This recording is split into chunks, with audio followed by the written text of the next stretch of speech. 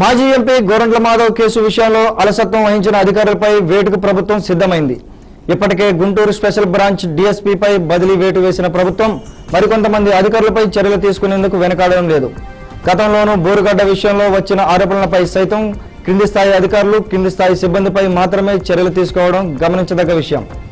Borugadda case నుంచి Gorantla Madhav case వరకు ఇదే తంతు అవలంబించడం పరిపాటిగా మారినట్లు అనుమానం. ఈ సమయంలో గతంలో జరిగిన సంఘటనల ఆధారంగా కొంతమంది అధికారుల పనితీరు పోలీస్ బాస్ దాకా చేరలేదా అన్న అనుమానం కలుగుతుంది.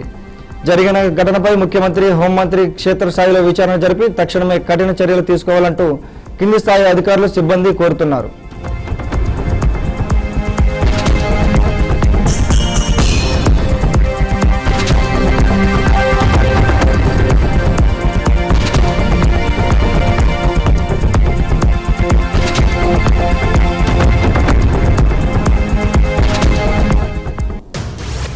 మాజీ ఎంపీ గోరంట్ల మాధవ్ కేసు విషయంలో అలసత్వం వహించిన అధికారులపై వేటుకు ప్రభుత్వం సిద్ధమైంది.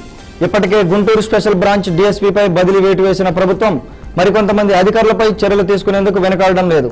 గతంలోనూ బోరుగడ్డ విషయంలో వచ్చిన ఆరోపణలపై సైతం కింది స్థాయి అధికారులు కింది స్థాయి సిబ్బందిపై మాత్రమే చర్యలు తీసుకోవడం గమనించదగ్గ విషయం. బోరుగడ్డ కేసు నుంచి గోరంట్ల మాధవ్ కేసు వరకు ఇదే తంతు అవలంబించడం పరిపాటిగా మారినట్లు అనుమానం. ఈ సమయంలో గతంలో జరిగిన ఘటనల ఆధారంగా కొంతమంది అధికారుల పనితీరు పోలీస్ బాస్ దాకా చేరలేదా అనుమానం కలుగుతుంది.